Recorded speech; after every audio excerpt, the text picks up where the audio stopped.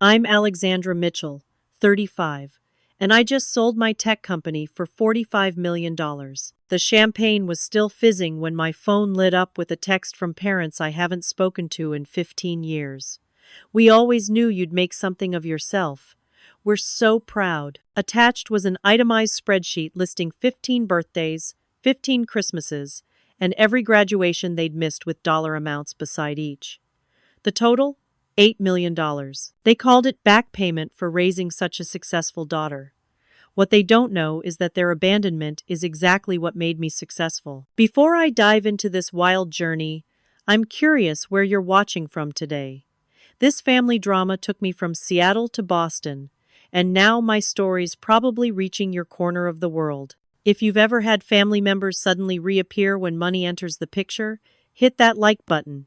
Subscribe if you want to hear more stories about overcoming family betrayal and building success against the odds. Trust me, what happens next in this story might surprise even those of you who think you've seen it all. Growing up in Seattle's Ravenna neighborhood, our house looked perfectly normal from the outside. Two-story colonial, neatly trimmed hedges, and a family that seemed picture-perfect to neighbors. My parents, Catherine and Richard Mitchell, had the credentials to back up their constant talk about academic excellence. Dad had his MBA from Washington, Mom her master's in education. They were respected in the community, known for their involvement in local education boards and business associations. What nobody saw was how that facade cracked behind closed doors. Our household operated on what I now recognize as a performance-based love system. Good grades meant attention and occasional praise. Average grades meant cold shoulders and disappointment talks. Bad grades? Those didn't exist in our house because the consequences were too severe to risk. Mitchells don't settle for mediocrity, Dad would say whenever I brought home anything less than an A. Do you think Yale accepts B students? Harvard? Stanford? I was 8 years old the first time he gave me that speech. Mom was subtler but equally damaging. I'm only pushing you because I see your potential, Alexandra. Without guidance, you'll never reach it. Her guidance usually meant pointing out every flaw in whatever I'd accomplished. Win 3 events at a swim meet? She'd focus on the one where I placed second. When I discovered computers at age 10, it was like finding a secret world where I could create things on my own terms. I taught myself basic programming from library books and built simple games that made my few friends cheer. My parents dismissed it as playing around and insisted I focus on real academics. The computer was only valuable as a tool for homework and college applications. The science fair incident in 7th grade still burns in my memory. I'd created a program that helped identify optimal growing conditions for different plants. I won the state championship, beating high schoolers. That night, instead of celebrating, Dad spent dinner dissecting the one judge's comment that my presentation lacked polish. You embarrassed us with those slides, Alexandra. Next time, I expect professional quality, he said, pushing away his plate. But she won, Richard, my mother said, surprising me with the defense. Winning isn't enough if you don't do it properly, he replied. The conversation moved on to my brother Ryan's soccer practice. Ah, Ryan. 2 years younger than me and the undisputed golden child. He was charming and socially adept in all the ways I wasn't. Where I was awkward and intense, Ryan knew how to smile and say exactly what our parents wanted to hear. His B-plus grades received more praise than my A's because he tries so hard, Alexandra. Not everyone has your natural abilities. The double standard was glaring, but pointing it out only earned me lectures about gratitude and jealousy. Our family's financial situation was another carefully guarded secret. Dad worked as a marketing director for a local company, and Mom taught at a private school. We lived comfortably but not extravagantly. At least that's what I thought until the layoffs came when I was 14. Dad lost his job but maintained appearances with frightening determination. The country club membership stayed. The annual skiing trip happened. Meanwhile, I discovered unpaid bills hidden in his desk drawer and overheard tense midnight arguments about credit card debt. Yet somehow, Ryan still got his new baseball equipment, while I was told my computer upgrade would have to wait until things stabilize. Mom had mastered the art of triangulation.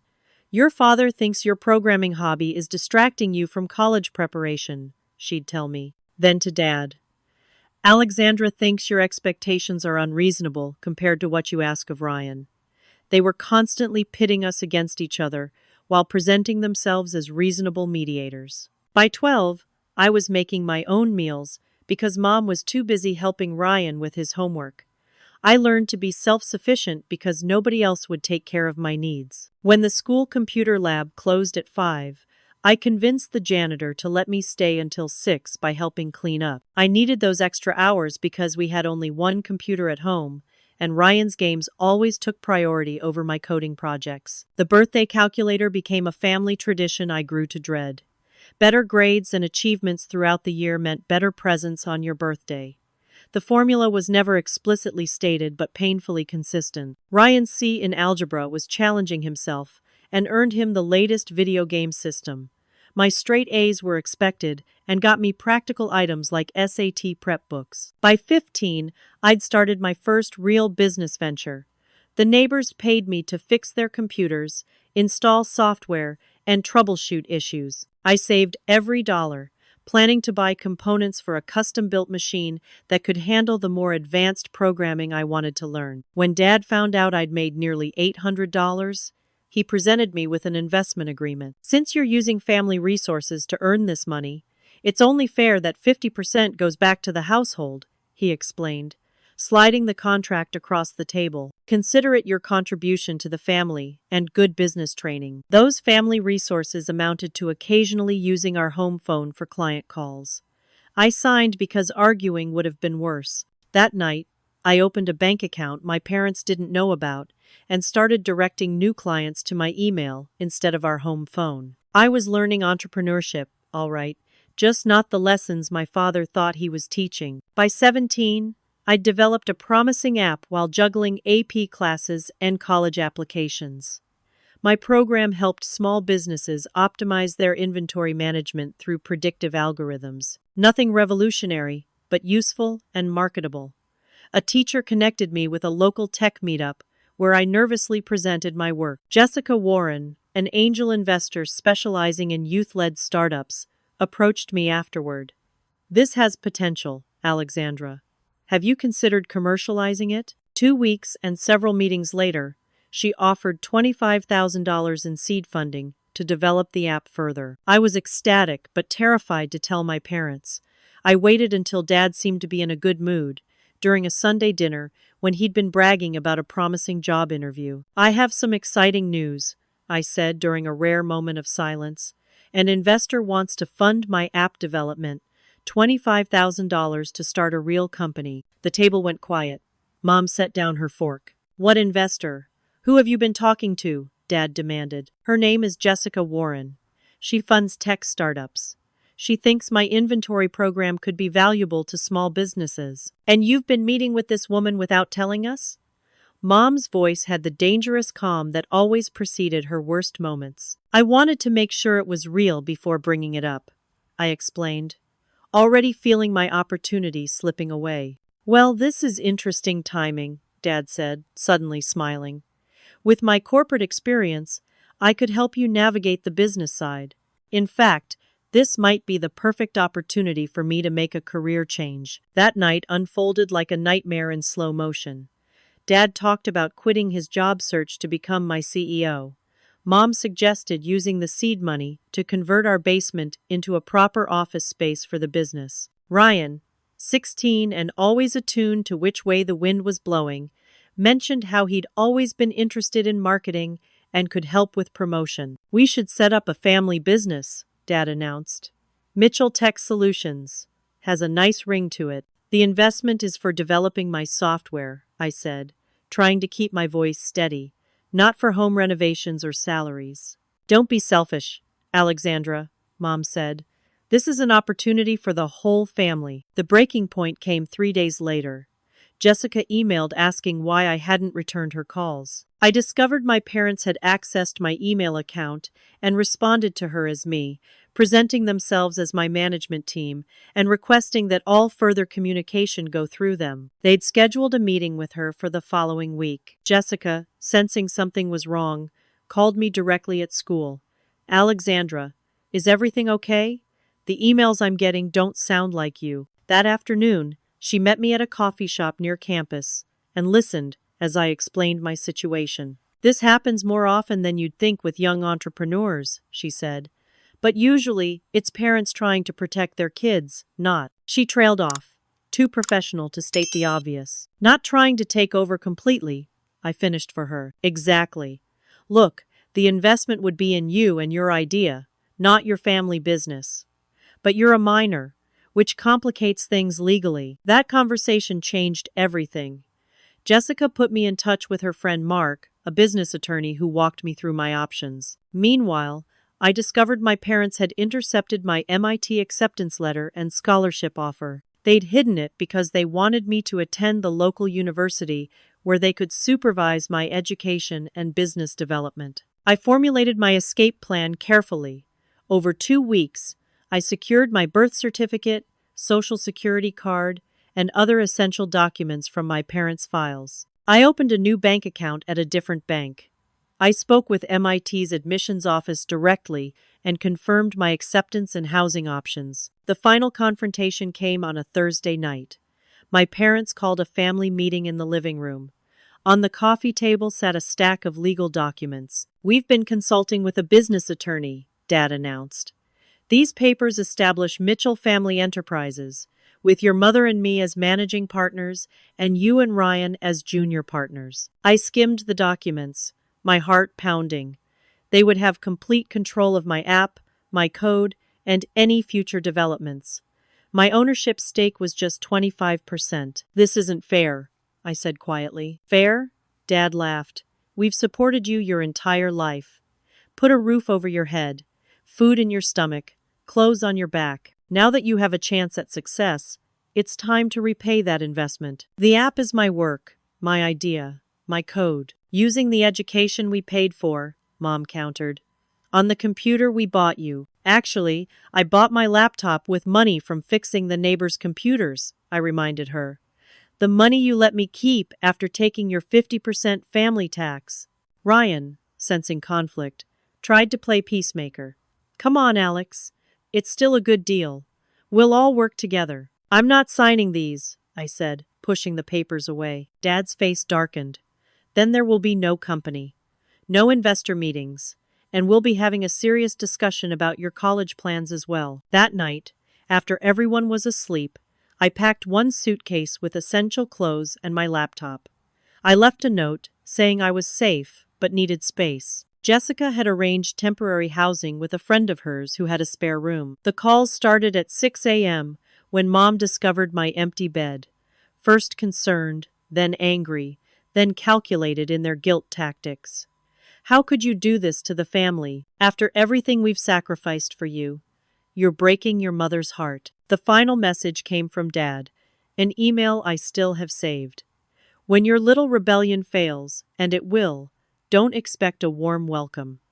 Real success comes from family, Alexandra. You'll come crawling back when you fail." He was wrong.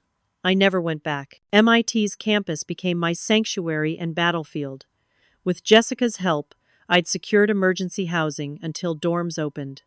My scholarship covered tuition but little else. I found 3 part-time jobs: morning shifts at a campus cafe, weekend hours at the computer lab, and evening tutoring for computer science freshmen. My apartment was a 3rd-floor walk-up in Somerville, with temperamental heating and a shower that alternated between freezing and scalding with no warning. Dinner was often ramen with an egg stirred in for protein, eaten while coding late into the night.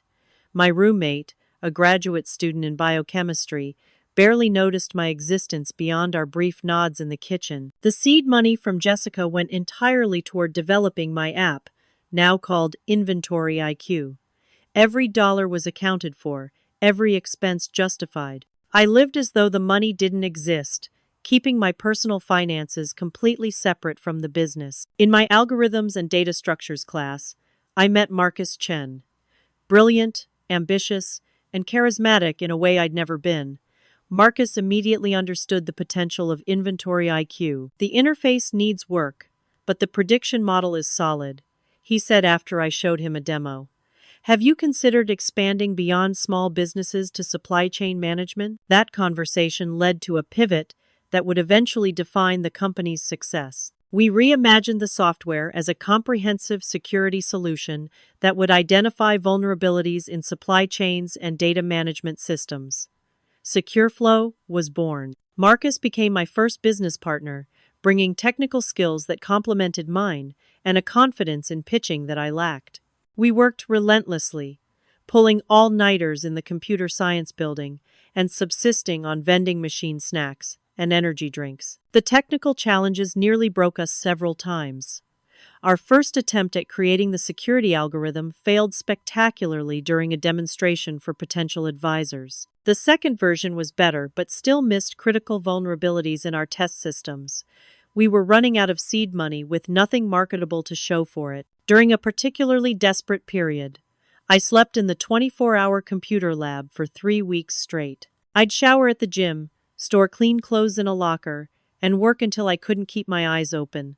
Then I'd curl up under a desk for a few hours before starting again. Campus security eventually noticed and reported me to student services, who connected me with emergency housing assistance. Our first small clients took chances on our unproven software because they couldn't afford enterprise-level security solutions. A local credit union, a medical supply distributor, and an online textbook retailer became our beta testers, providing invaluable feedback and testimonials. Jessica continued her mentorship, introducing us to potential investors and advisors.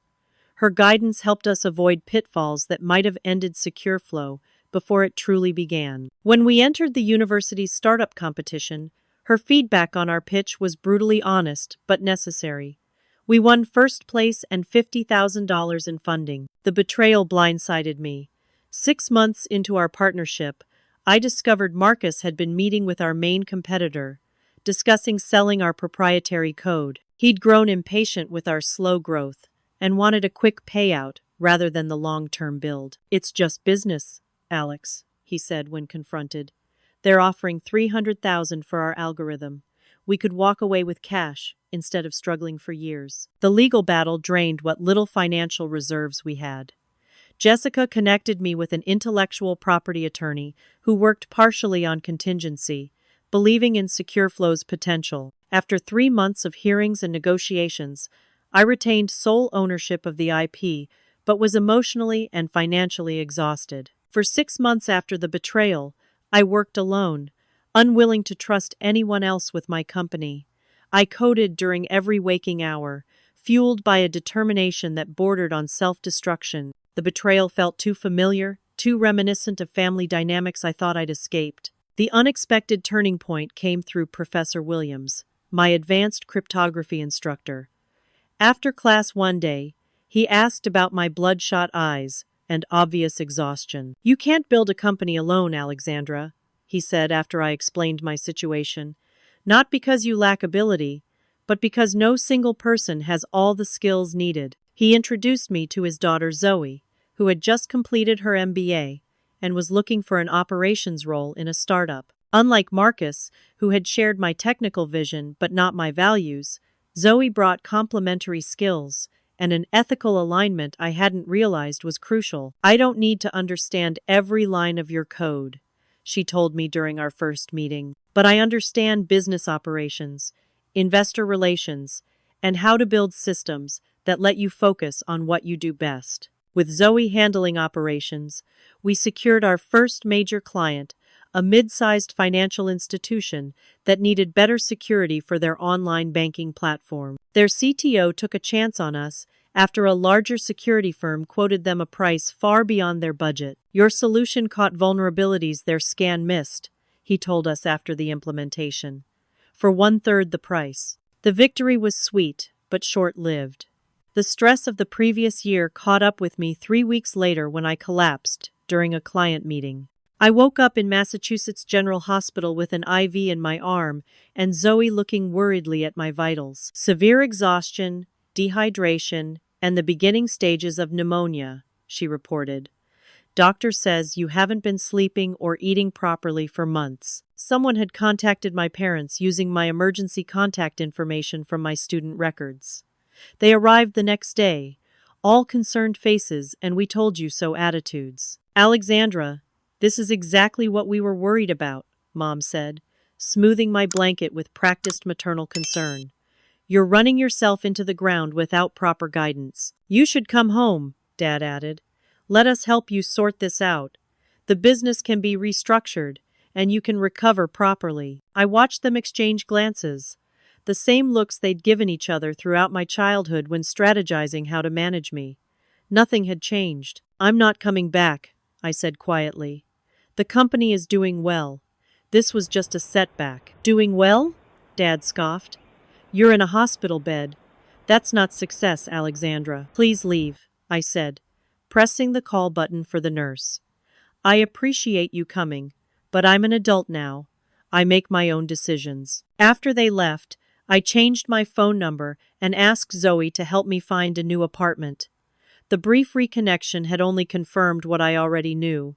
There was no going back. SecureFlow's breakthrough came unexpectedly. Our security system detected an unusual pattern in a client's network that other scanners had missed, a sophisticated backdoor that could have compromised sensitive financial data. When we alerted the client and helped patch the vulnerability, word spread quickly through the financial technology community. Within 8 months, we expanded from 3 employees to 15.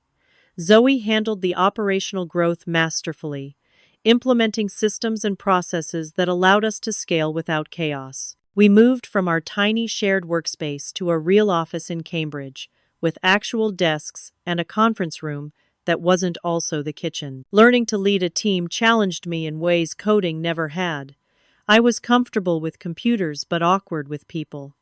My childhood hadn't exactly prepared me for healthy collaboration or trust. The first time I had to delegate a critical coding task to our new senior developer, I barely slept until it was completed. You can't review every line of code yourself anymore, Zoe told me, after finding me at the office at 3 a.m., checking the developer's work. That's not scalable, and it sends a terrible message about trust. She was right, of course.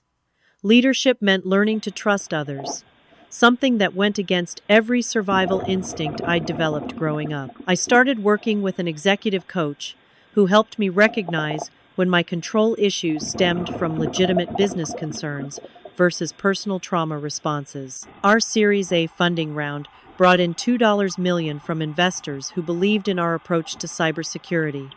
Pitching to a room full of venture capitalists had once seemed more terrifying than any technical challenge. I'd practiced my presentation until I could recite it in my sleep, but still froze when asked unscripted questions. They're not judging you as a person, Alex, Jessica advised before a crucial pitch meeting.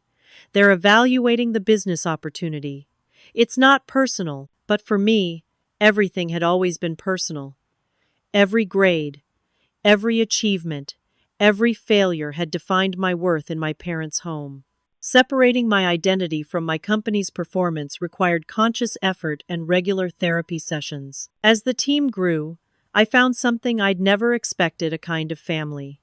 Not the performance-based, conditional acceptance of my childhood, but a community of people working toward shared goals. We celebrated wins together, supported each other through challenges, and built something meaningful as a team. My therapist helped me see the patterns from my past that still affected my present.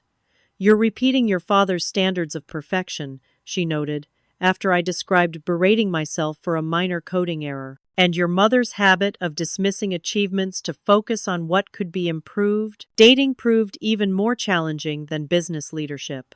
My first serious relationship after founding SecureFlow was with Thomas, a venture capitalist I met at an industry conference. Smart, ambitious, and charismatic, he seemed perfect on paper. 6 months in, the similarities to my father's controlling behavior became impossible to ignore. You should let me look over your pitch deck before your next funding round, he said one night over dinner. I could make some improvements. The deck is solid.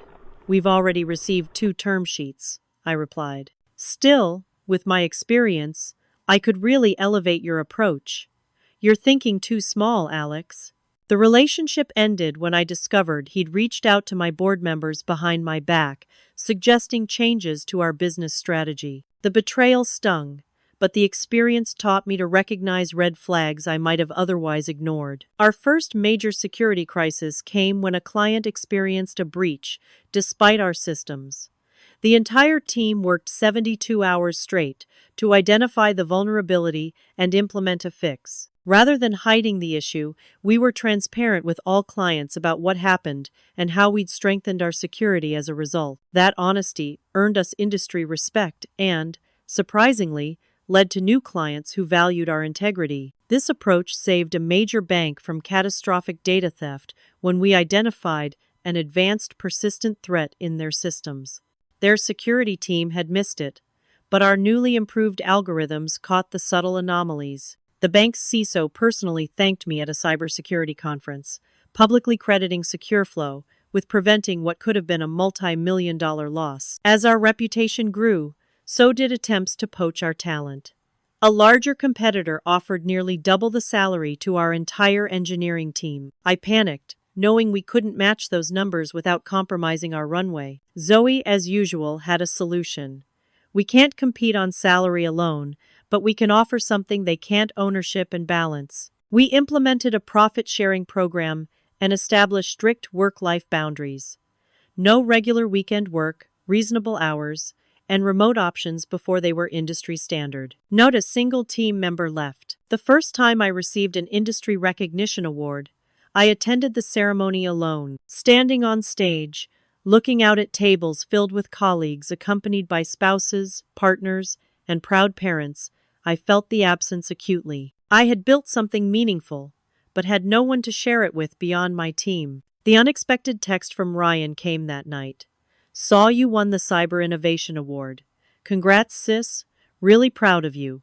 We met for coffee the following weekend, both nervous and trying not to show it. At 28, Ryan had grown into a thoughtful man, very different from the teen I'd left behind. He was working in marketing, but felt trapped in a career our father had essentially chosen for him. "They still have all your articles and press mentions," he said, stirring his coffee. "Dad keeps a folder. Says it's to document the situation. But I think he's actually proud in his own twisted way. And Mom tells everyone at her book club that you're finding yourself. Like you're backpacking through Europe instead of running a successful company." He looked up. "They told the family you took money from them to start your business. That you promised to pay them back and disappeared instead." The news shouldn't have hurt after all these years, but it did. "Classic," I said, trying to sound unaffected. Ryan looked down, ashamed. "I should have defended you. I'm sorry, Alex. I was young and afraid of becoming the new scapegoat." I finished for him.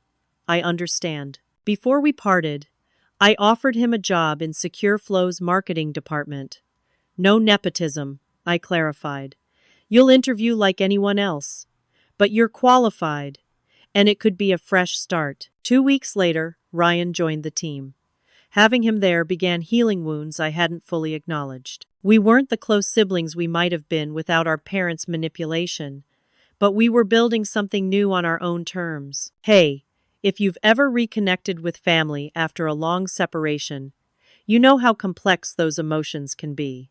Drop a like if you've experienced that mix of hope and caution when rebuilding relationships. The journey I'm sharing took unexpected turns, and I'd love to hear your thoughts as we continue. Subscribe if you want to follow along as the story unfolds and see how I handled what came next when my success suddenly made me valuable to those who'd written me off. SecureFlow's trajectory from struggling startup to industry leader wasn't overnight success, but methodical growth built on solving real problems. By our 5th year, we had 75 employees and $12 million in annual revenue, respectable for a cybersecurity firm in our niche, but not yet the exit-level success that would later change everything. The breakthrough that transformed our company came from an algorithm I developed during a 2-week coding retreat in Vermont. I'd taken the time away from daily operations to focus exclusively on a security challenge that had been nagging at me for months: how to identify threats that mimicked normal network behavior so perfectly that traditional detection methods missed them.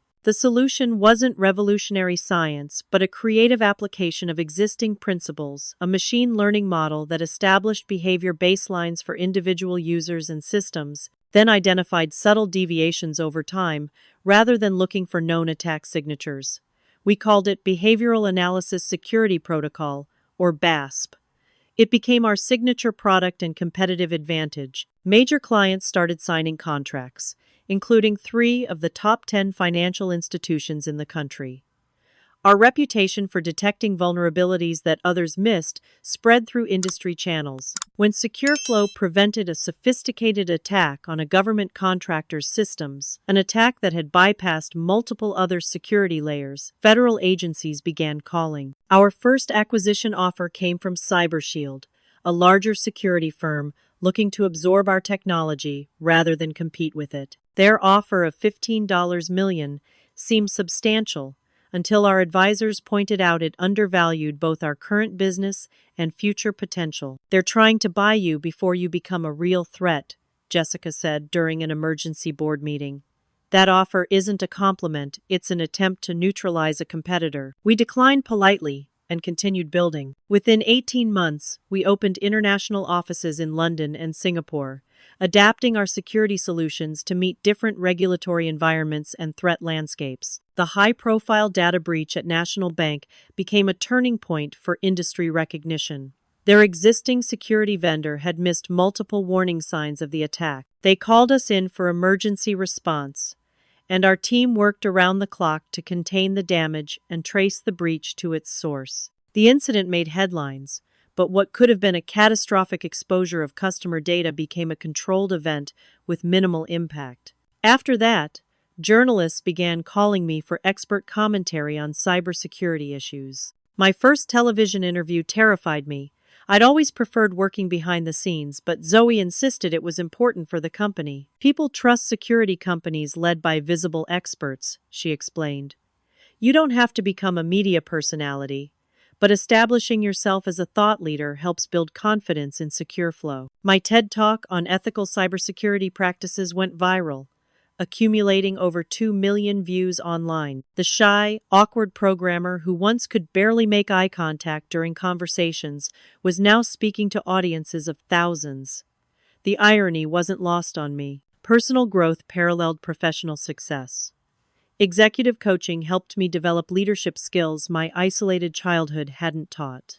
I learned to delegate effectively, communicate clearly, and build a culture where innovation thrived because people felt safe taking calculated risks. With financial stability came personal milestones I'd once thought unattainable. I bought my first real home, a modern apartment overlooking Boston Harbor, with floor-to-ceiling windows and a kitchen I actually used. After years of ramen dinners and cheap takeout, I discovered a passion for cooking elaborate meals for friends and team members. The SecureFlow Foundation launched in our 6th year, funding technology education for underprivileged youth. The initiative was deeply personal, creating opportunities for kids like the one I'd been technically talented but lacking resources and support. We provided scholarships, equipment, and mentorship programs, connecting students with professionals in various tech fields. When Megatech first approached us about acquisition, I wasn't looking to sell. SecureFlow was thriving independently,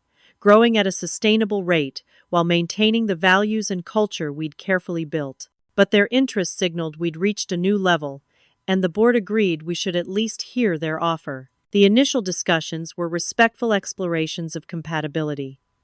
Unlike CyberShield's earlier attempt to simply absorb our technology, Megatech recognized the value in our team and approach. They proposed keeping SecureFlow as a relatively autonomous division while providing resources to scale our solutions globally. Due diligence is always a grueling process, even under ideal circumstances.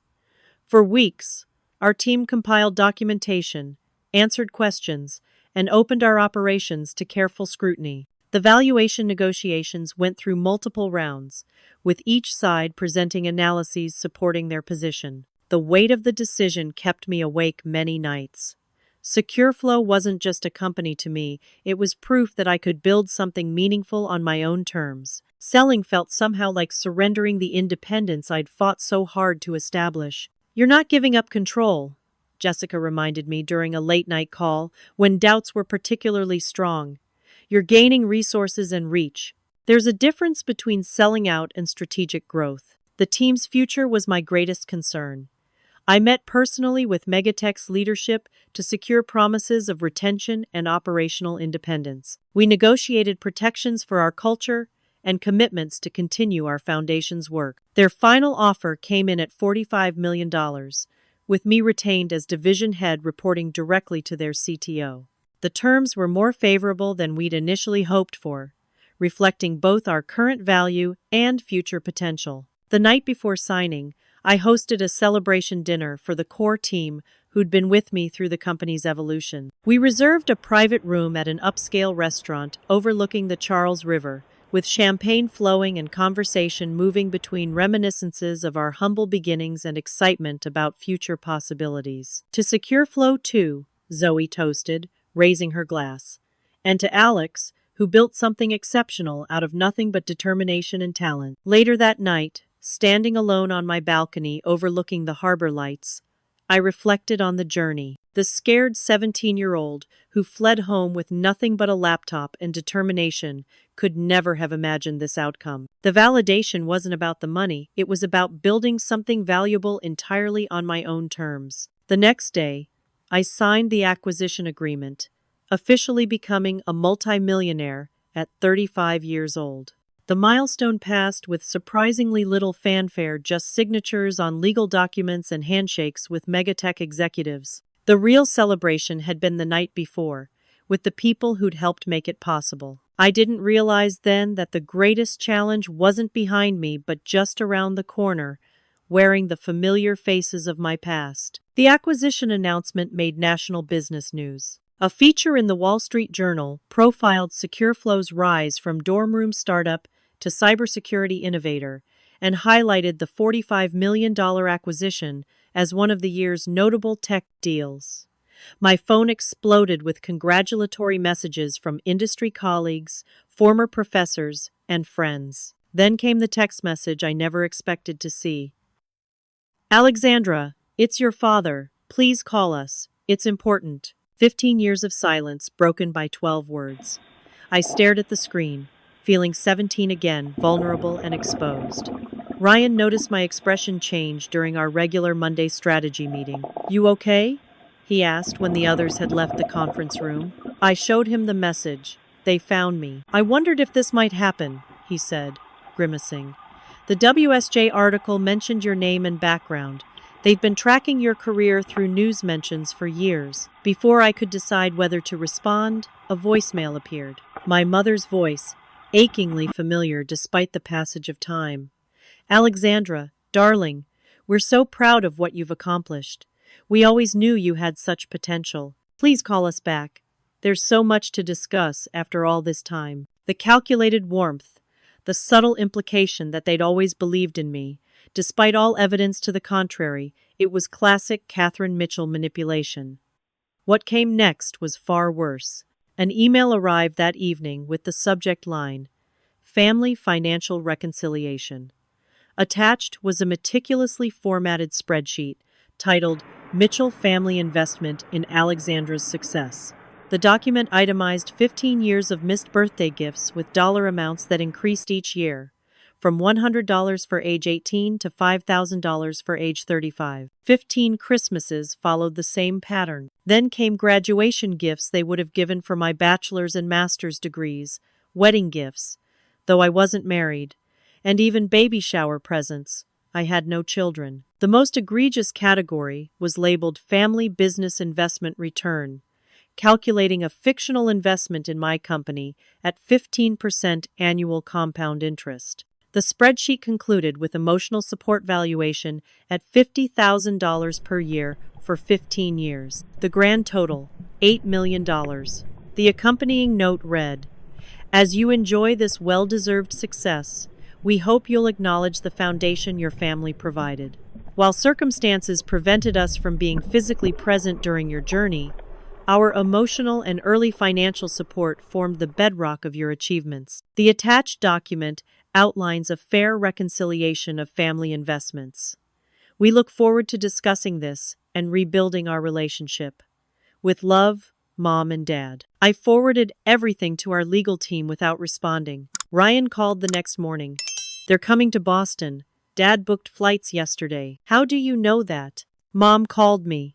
Said they were finally going to resolve the Alexandra situation and asked if I wanted to join the family meeting. His voice was tight with anger. I told them I had to work. Didn't mention where. 2 days later, they arrived unannounced at SecureFlow's offices. I was in acquisition integration meetings when our receptionist called. Miss Mitchell, there are people in the lobby claiming to be your parents. They don't have an appointment, but they're insisting on seeing you immediately. Should I call security? I asked her to have security escort them to a conference room and told her I'd be there when my current meeting ended. Zoe, noticing my distraction, offered to take over the megatech discussions. Family emergency, I explained quietly. They're here. Want backup? She asked, familiar with enough of my history to understand the significance. No, but have legal on standby. They looked older, of course. Dad's hair had gone completely gray, and Mom had put on weight. But their expressions were exactly as I remembered Dad's confident expectation of compliance, Mom's practiced concern masking calculation. Alexandra, Dad stood as I entered, arms open for an embrace I didn't return. You look well. Success agrees with you. Why are you here? I asked, remaining by the door. Is that any way to greet your parents after 15 years? Mom's voice carried the familiar note of disappointment. We've come all this way to see you. To congratulate you, Dad added, and to discuss some family business matters. What followed was a master class in revisionist history. According to their narrative, they had always supported my technological interests, but had concerns about my youthful impulsivity regarding business decisions. They had reluctantly stepped back to let me find my own way while always believing in my potential. My leaving home had been a misunderstanding they had respected by giving me space to grow. We sacrificed everything for your education, Alexandra, Dad said, shifting to the real purpose of their visit. The finest schools, the best opportunities, we invested in your future when nobody else would. The spreadsheet, I said flatly. $8 million, a starting point for discussion, he replied smoothly. The actual figure is negotiable, of course. We understand family relationships can't be reduced to pure numbers. Though the calculations are quite reasonable, Mom added. Your father consulted with a financial advisor on appropriate gift valuations and investment returns. I was 17 when I left. You provided nothing toward my MIT education. No financial support, no emotional support, not even a phone call to see if I was alive. We respected your independence, Dad countered. But the foundation for your success was laid long before MIT. The values we instilled, the education we provided through your formative years, those can't be discounted. The conversation grew increasingly tense until I finally asked, did you actually speak to an attorney before coming here with these demands? We've consulted with legal counsel, yes, Dad said, straightening his tie. In fact, I believe you'll be receiving a formal letter soon outlining our position. We'd prefer to resolve this as a family, but we're prepared to pursue other avenues if necessary. You're threatening to sue me for birthday presents you never gave me? We're asking for fair recognition of our contribution to your success, Mom corrected, her voice gentle but firm. Richard has some health concerns. Alexandra, nothing immediately life-threatening, but requiring treatments our insurance doesn't fully cover. We're not asking for the full $8 million. Even a small percentage of your windfall would make a significant difference. As they continued their rehearsed appeals, my phone buzzed with a message from our general counsel. Megatech Legal just called. Your parents contacted their corporate office directly about family claims on acquisition proceeds. Need to discuss as soon as possible. The humiliation burned deeper than the anger. These people had contributed nothing to SecureFlow's success. In fact, they had actively tried to undermine my independence and steal my early work. Now they were attempting to embarrass me professionally by approaching my new parent company with their absurd demands. I have another meeting, I said, standing abruptly. Our legal team will respond to any formal claims you submit. Alexandra, Mom reached for my hand, her eyes suddenly wet with tears. We're your family. Doesn't that mean anything to you? The question hung in the air between us, loaded with decades of manipulation disguised as love. I looked at them, really looked, and saw not parents who had missed me or celebrated my success, but opportunists seeking to capitalize on it. Family means showing up, I said quietly. Not just when there's money to be claimed. Please don't come back to my office. As they were escorted out, I called Ryan. It went exactly as you'd expect, I told him. They're planning to sue if I don't pay. Jesus, he muttered. I'm sorry, Alex. What can I do? Just keep your distance from them for now.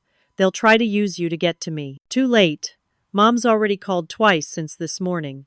I'm not picking up. The formal letter arrived the next day, outlining their intention to seek compensation for their substantial and essential contributions to my success through early life investment and educational support. Their lawyer suggested mediation before pursuing litigation. The situation grew more complicated when I discovered they'd also approached Megatech's public relations department, suggesting they had a story about family estrangement behind the success that might interest business journalists if a reasonable settlement couldn't be reached. Zoe coordinated our response, handling communications with Megatech while our legal team prepared to counter the threats. The entire situation was exactly what I'd hoped to avoid: personal drama spilling into my professional life, potentially undermining the acquisition and everything we'd worked for. They can't actually win any legal claim, our attorney assured me, but they can create public relations headaches and drag this out expensively. What do they really want? Zoe asked during a strategy session. Is this actually about money or something else? The question stayed with me that night as I paced my apartment, looking out at the harbor lights. What did they truly want? Money, certainly, but also control, validation, and most disturbingly, a narrative where they were the heroes of my success story rather than obstacles I'd overcome. I decided then that this confrontation was inevitable, not just legally, but emotionally. 15 years of separation hadn't resolved anything.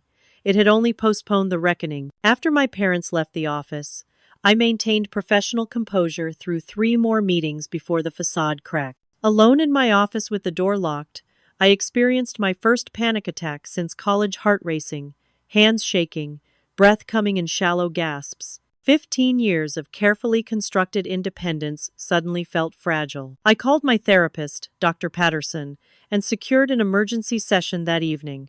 Your reaction is completely normal, she assured me as I described the ambush. They've violated boundaries and threatened your security, both professional and personal. I thought I was past this, I admitted, pacing her office. I've dealt with hostile negotiations, legal challenges, even that attempted corporate espionage last year. None of that rattled me like seeing them for an hour, because those were business challenges. This is primal. These are the people who originally taught you what safety and danger feel like. Their reappearance triggers neural pathways formed in childhood. The conflicting emotions were overwhelming anger at their audacity, confusion about my legal and ethical obligations, guilt that I couldn't feel the familial connection they claimed, and a disturbing sense of vindication. Their naked greed proved everything I'd believed about them. That night, Ryan came over with takeout from our favorite Thai restaurant. We sat on my balcony, picking at pad Thai and reminiscing about childhood in a way we never had before. Remember when Dad made you return your science fair trophy because you didn't thank the judges properly? He asked. God, yes. I had to write formal apology letters to each one. Meanwhile, I got grounded for a week for laughing about it. I never knew that, I said, surprised. There was a lot we didn't tell each other. They made sure of that. He twirled noodles around his fork. I used to be jealous of you, you know. You were so smart, so focused. I thought you had it easier. And I thought you were the golden child who could do no wrong. We laughed, the sound carrying across the harbor, 2 adults finally comparing notes on a childhood designed to keep us divided. The conversation shifted to strategy. What are you going to do? Ryan asked. Not give them $8 million, that's for sure. I sipped my wine.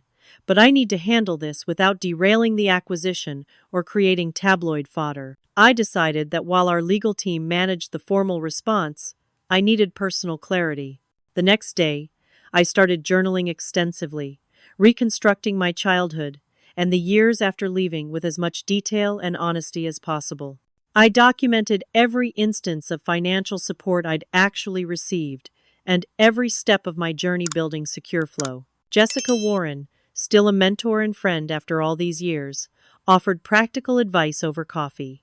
Your parents are counting on emotional leverage to override business sense, she said. They want you reactive, not strategic. I feel 17 again when I talk to them, I admitted. That's exactly what they want. But you're not 17 anymore, Alexandra.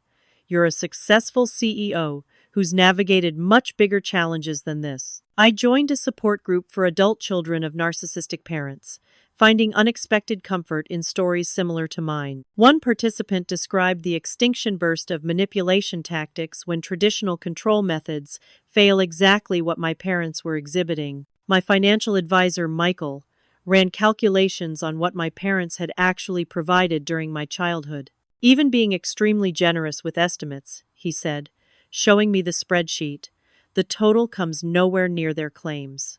And legally, parents are obligated to provide for minor children. Those aren't optional investments with expected returns. The turning point came during my morning run along the Charles River. 4 miles in, heart pounding, sweat dripping, despite the cool air, clarity suddenly arrived. My parents had no power over me anymore. Their approval, their disapproval, their demands. None of it mattered unless I allowed it to matter. They couldn't take back my success, my company, or my independence. The only power they had was what I gave them. I stopped running, bent over with hands on knees, and began laughing. A passing cyclist gave me a concerned look, but I couldn't stop.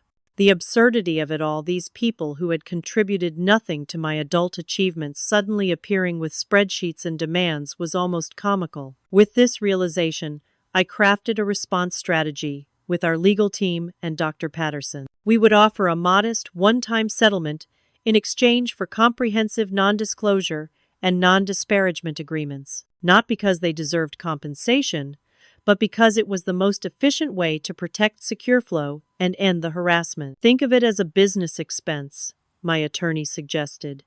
The cost of permanently closing this chapter. I decided to meet them once more, but on my terms, at a neutral location with mediators and attorneys present. Dr. Patterson helped me prepare with role-playing exercises, anticipating their emotional manipulation tactics and practicing centered responses. You can't control how they behave, she reminded me, but you can control your reaction.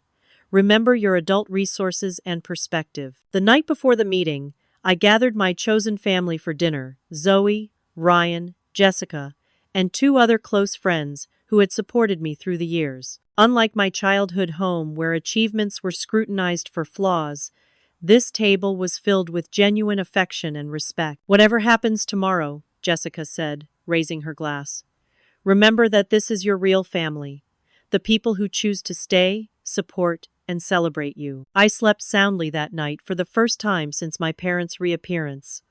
Whatever storm came tomorrow, I was no longer a child afraid of disapproval. I was a woman who had built something meaningful entirely on her own terms. If you're dealing with family members who only appear when there's something to gain, you know exactly how draining these confrontations can be. The emotional preparation I'm describing might resonate with many of you navigating complicated family dynamics. If this story is helping you process your own experiences, consider subscribing to follow along as we reach the conclusion. I'd be grateful for a like if you're finding value in hearing how I handled this impossible situation, and believe me, what happened next surprised even those closest to me. The meeting was scheduled for 10 a.m. at a mediation center downtown. I arrived 30 minutes early, wanting to center myself in the space before their arrival. Our attorney, Diane, reviewed our position and the documentation we'd prepared. The mediator, Dr. Bennett, introduced himself and explained the process. At precisely 10 a.m., my parents entered with their lawyer, a thin, nervous man who clutched his briefcase like a shield.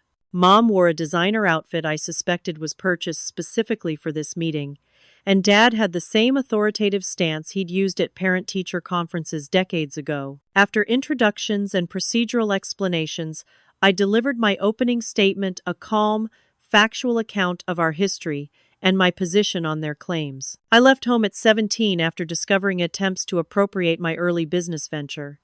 From that point forward, I received no financial support, guidance, or even communication from either of you. I worked multiple jobs while attending MIT on scholarship, built my company from nothing, and overcame significant obstacles without your assistance. Your claim of $8 million for support during years when you were completely absent from my life is both factually incorrect and ethically indefensible. Dad immediately tried to interrupt, but Dr. Bennett firmly directed him to wait his turn. I continued, presenting documentation of my self-sufficiency since 17 tax returns showing my work income through college, the original seed funding agreement with Jessica, Secure Flow's incorporation documents, and growth milestones. These records demonstrate that Secure Flow's success resulted from my work and the contributions of my team, not from any family investment as claimed in your documents. When their turn came,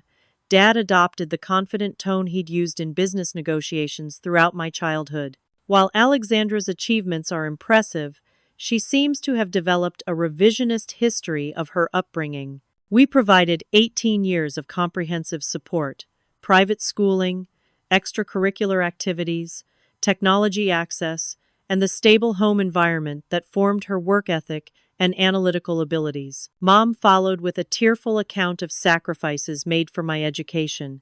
We refinanced our home to afford the best schools, she claimed, though I knew this was false. We always prioritized Alexandra's development, even when it meant personal sacrifice.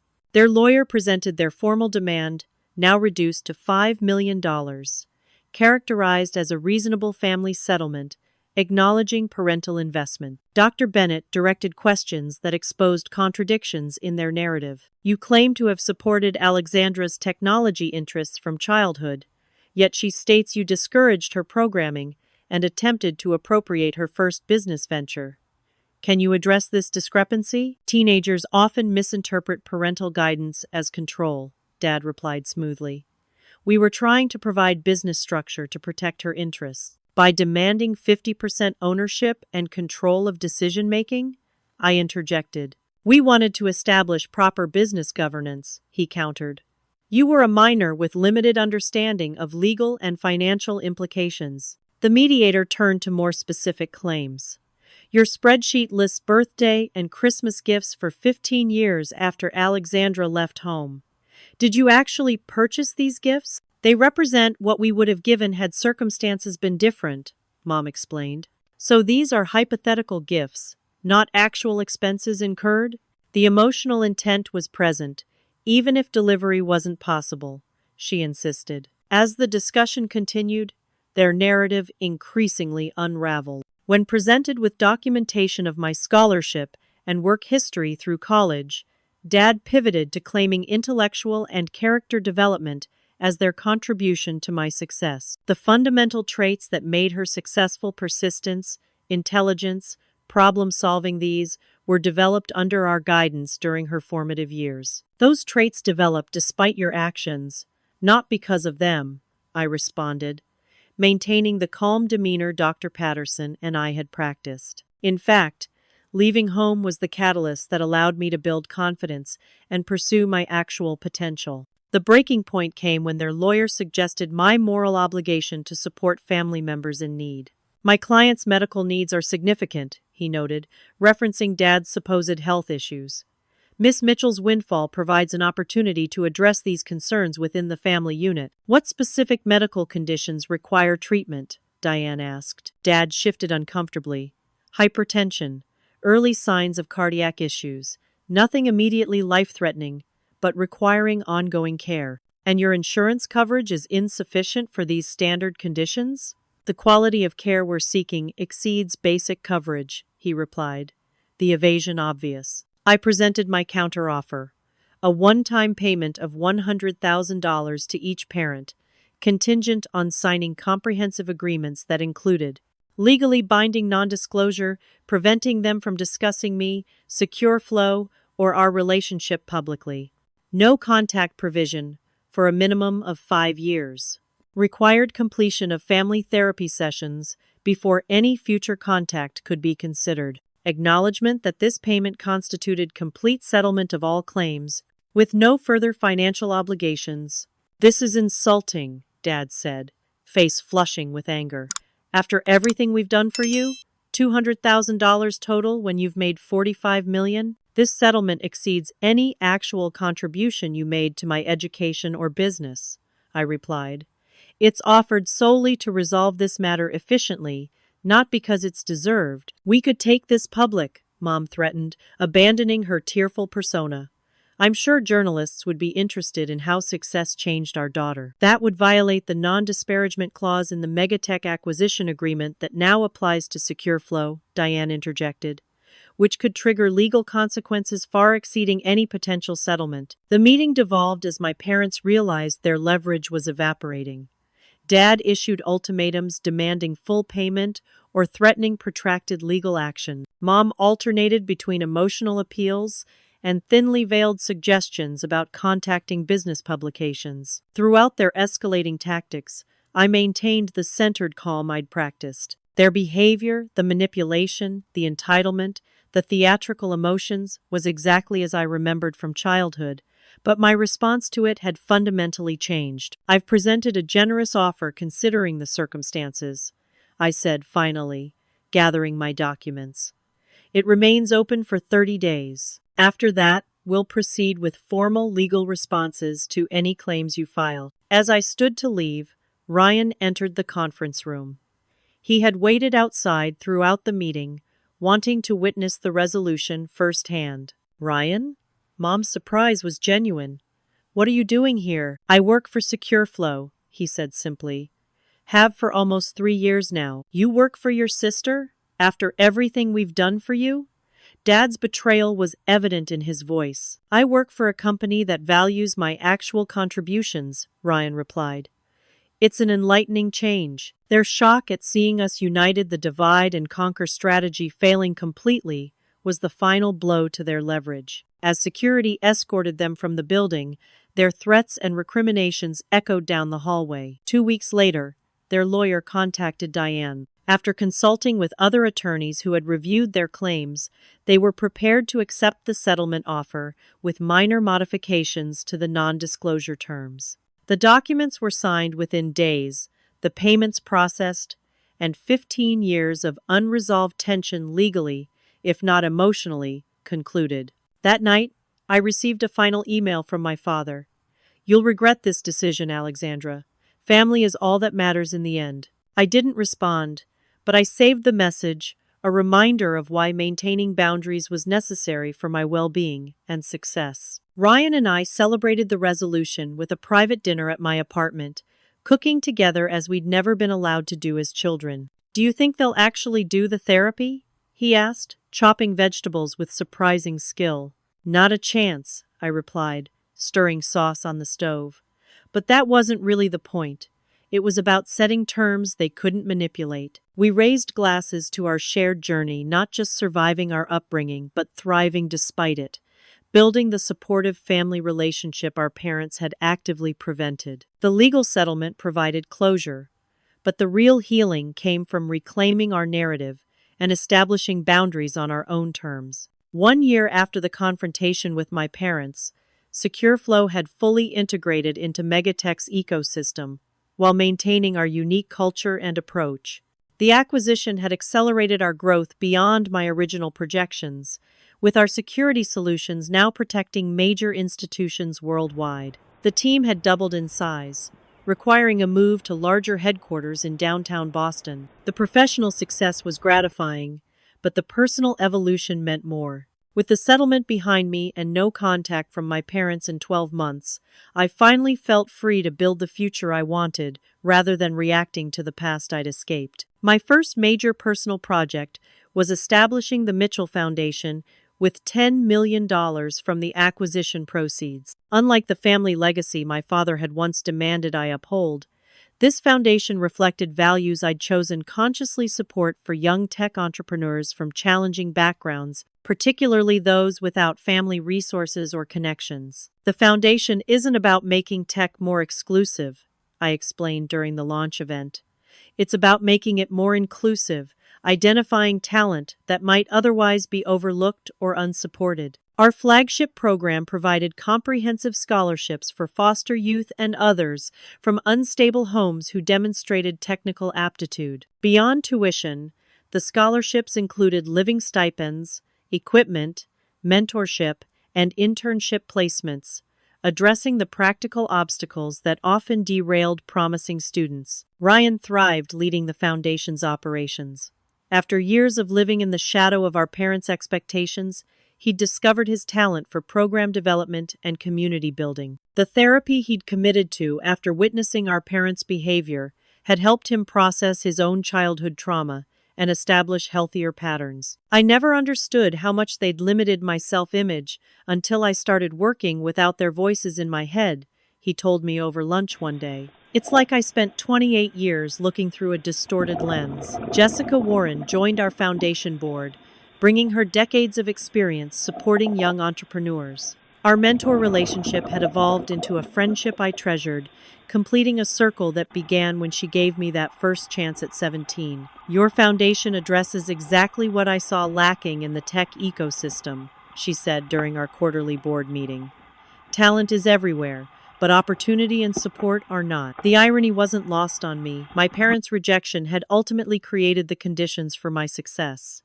Their absence had forced self-reliance and resilience I might not have developed in a supportive environment. The skills that built SecureFlow were forged in the necessity of survival. This realization didn't excuse their behavior or suggest their approach had been beneficial.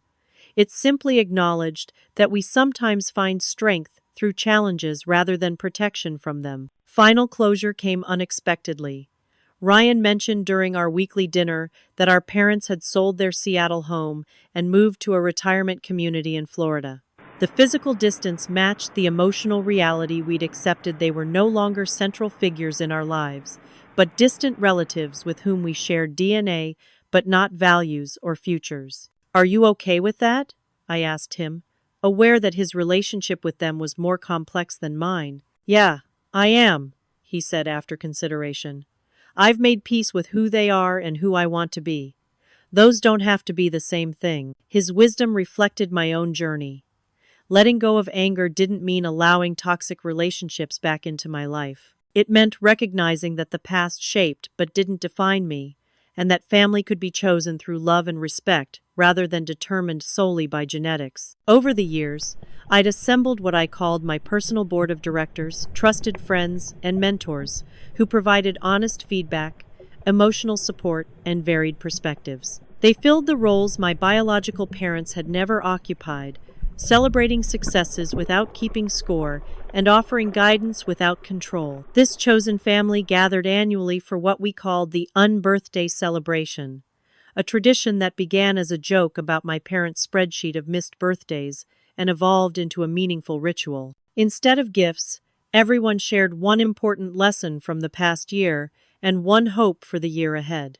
My personal life flourished alongside professional and philanthropic developments. After years of caution in relationships, I found connection with James, an environmental engineer whose quiet confidence and emotional intelligence complemented my more intense approach to life. His own complicated family history gave him unusual insight into my boundaries and hesitations. Family is what you build, not just what you're born into, he said early in our relationship, a philosophy that resonated deeply with my experience. The Mitchell Foundation's signature event became an annual conference for young entrepreneurs from non-traditional backgrounds. At the most recent gathering, I shared my story publicly for the first time, not as a tale of victimhood, but as an example of resilience and alternative paths to success. The narrative that family support is essential for achievement can be discouraging for those without it, I told the audience of young innovators. My experience suggests a different truth.